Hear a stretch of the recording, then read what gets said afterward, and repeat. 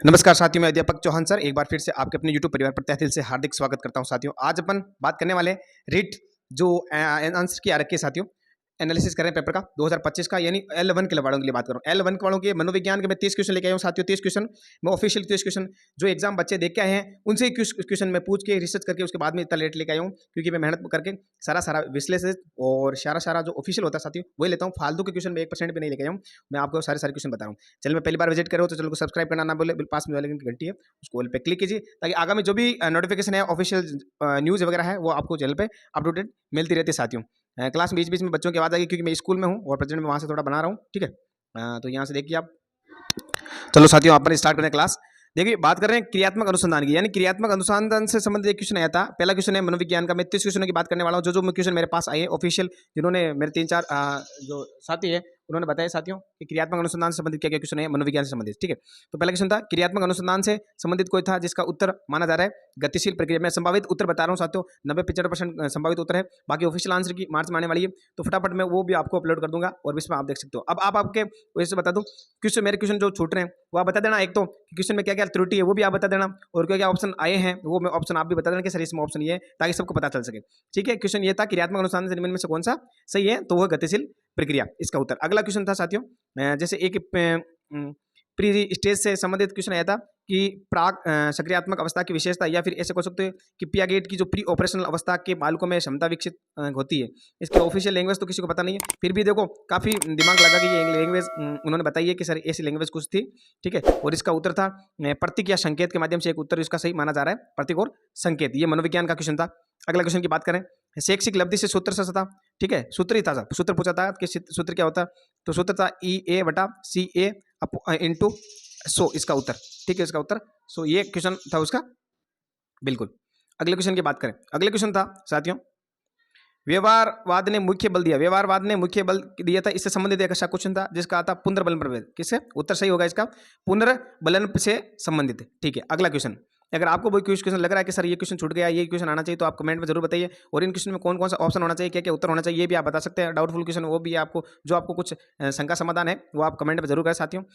देखो, एक गिलपोर्ट संबंधित आया था, गिलपोर्ट का त्रिआयामी संबंधित, ये L1 के बता रहा हूँ, सारे के सारे L1 से संबंधित क्वेश्चन है। बाकी कई कई यूट्यूबर पर अलग अलग पता नहीं जो क्वेश्चन नहीं आए हैं वो भी क्वेश्चन छाप रहे हैं। मैंने L1 के जितने भी अभ्यर्थी एग्जाम देखे 3-4 उनसे बैठ के रिसर्च करके उसके बाद में ये पेपर बनाया गया, ठीक है। त्रिआयामी जो गिलपोर्ट का त्रिआयामी सिद्धांत है साथियों, उसका संबंध नहीं है, नहीं है का पूछा, यानी सक्रिया से, विषय वस्तु से, उत्पाद से भी है। इसका सही उत्तर हो जाएगा विशेष घटक से संबंधित नहीं है। सही उत्तर क्या हो जाएगा, विशेष घटक। चलो अगले क्वेश्चन की बात करते हैं। एक क्वेश्चन आया था कि अब्राहम मेस्लो के मानवतावादी सिद्धांत का सर्वोच्च स्तर कौन सा है, और ऑप्शन में था शारीरिक स्तर, सुरक्षात्मक स्तर, या आत्म साक्षात्कार।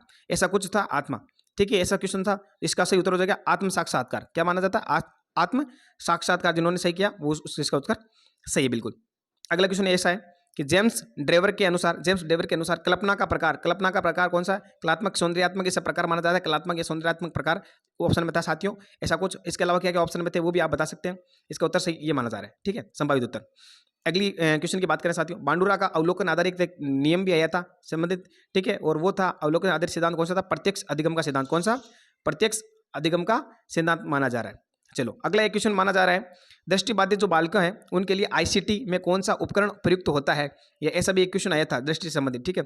तो उसका तो ऑफिशियल जो कह सकते हैं ऑप्शन वो तो याद नहीं है साथियों, ऐसा कुछ दिमाग लगाया, लेकिन ऐसा माना जा रहा है कि ब्रेल आवर्धन उपकरण से संबंधित ऐसा ऑप्शन था। अगर इनमें से कोई ऑप्शन था तो उसे, यानी वो उपकरण थे ब्रेल आवर्धन उपकरण या वो मोबाइल प्रौद्योगिकी जैसे उपकरणों का इस्तेमाल किया जाता है, इनमें से कोई ऑप्शन में था तो साथियों वो आपके सही होने की संभावना है। अब ऑप्शन क्या क्या थे आप बता सकते हो कमेंट करके, ठीक है। अगले क्वेश्चन की बात करें, निजी भाषा का प्रयोग किया था, तो निजी भाषा का प्रयोग किसने किया था, वाइगोत्स्की के द्वारा किया गया था। ये भी क्वेश्चन आया था, ऑप्शन में वाइगोत्स्की था। अगर और भी कोई ऑप्शनल है तो आप बता सकते हो, ठीक है। इसका उत्तर ये माना जा रहा है।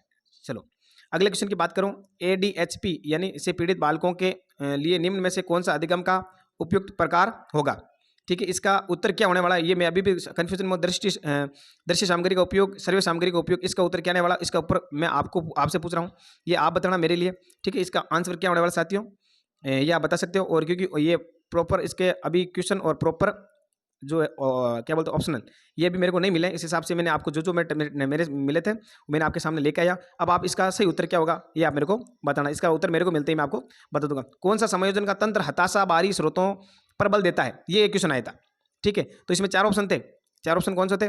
बहिदंडात्मक, अंतर्दंडात्मक, प्रतिपूरक और उदात्तीकरण। तो इसका सही उत्तर क्या हो जाएगा? बहिदंडात्मक इसका सही उत्तर हो जाएगा। जिन्होंने ये किया बिल्कुल उनका उत्तर सही है साथियों। उसके अलावा एक क्वेश्चन आया था कि निम्न में से प्रक्षेपी विधि नहीं है, वाक्य सहचर्य ऑप्शन में था, दूसरा ऑप्शन था शब्द, तीसरा रोड साफ, या चौथा था 16 व्यक्तित्व का कारक प्रश्नावली। ठीक है, तो ये भी था, ये भी था, ये इसका उत्तर सही है। लेकिन इनमें से देखो विधि नहीं है, जो वो है 16 व्यक्तित्व कारक प्रश्नावली, इससे संबंधित नहीं है प्रक्षेपी विधि। तो इसका उत्तर हो जाएगा चौथा ऑप्शन। ठीक है, ये ऑप्शन था, इस हिसाब से क्वेश्चन था, व्यक्तिगत कारक प्रश्नावली विधि इसका सही उत्तर है। अगला क्वेश्चन ऐसा था कि ज्ञान की रचना में अनुभवजन्य अधिगम की भूमिका मुख्य रूप से आधारित है। तो किससे आधारित है? निर्मितवाद से। किससे आधारित है? निर्मितवाद, ऐसा इसका उत्तर सही माना जा रहा है। ठीक है, अगले क्वेश्चन की बात करें, अधिगम की जो मूलभूत क्षमता और योग्यता का संबंध है। ठीक है, मूलभूत क्षमता और योग्यता क्या है? अंतर्निहित क्षमता है। अधिगम की मूलभूत क्षमता, ये इसका सही उत्तर हो जाएगा, क्योंकि ऑप्शन में एक ऐसा ऑप्शन था जिसका उत्तर ये माना जा रहा है। ठीक है, अधिगम से संबंधित कुछ क्वेश्चन था। अगला एक क्वेश्चन आया था व्यक्तिगत भिन्नता से संबंधित। क्या क्वेश्चन था ये आप मेरे को बताना कमेंट में।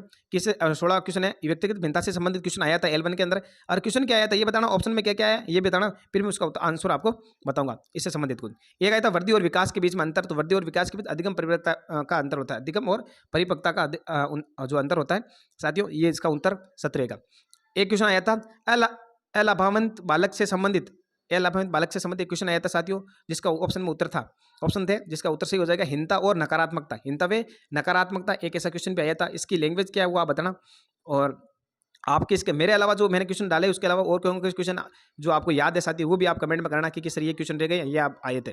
ठीक है, ये मैंने टोटल 18 क्वेश्चन किए थे माथा फोड़ी करके, इधर उधर से बहुत ही दिमाग लगा। सब 3-4 जने जो एग्जाम देखे हैं मेरे साथी, उन्होंने माथा फज करके ये इतने सारे क्वेश्चन बताए थे। ये आपको 18 क्वेश्चन कहीं यूट्यूब पर नहीं मिलेंगे, मैं कह रहा हूँ कहीं पर भी नहीं मिलेंगे। ये मैंने ढूंढ के लाया हूँ। देखो मैंने EVS की चढ़ा दी क्लास, EVS की चढ़ा रखी है। ठीक है, मनोविज्ञान की चढ़ा दी, अभी आज ही मनोविज्ञान की, गणित की यूट्यूब पे मैंने चढ़ा दी। अब मैं हिंदी की लेके आ रहा हूँ, संस्कृत की लेके आ रहा हूँ, इंग्लिश की लेके आ रहा हूँ। सारी क्लासें मैं यूट्यूब पे 1 बाय करके L1 की सारी क्लासें अपलोड करूँगा। जितने क्वेश्चन सर्च करके, क्योंकि मेरे साथी है जो भी अभी एग्जाम देकर हैं वो सर्च कर रहे हैं और लिख रहे हैं क्वेश्चन, उसके बाद में आपके साथ शेयर कर रहा हूँ साथियों। वीडियो अच्छा लगा तो लाइक शेयर सब्सक्राइब करना ना भूलें। धन्यवाद, थैंक्स फॉर वॉचिंग। जय श्री कृष्णा, जय श्री राम।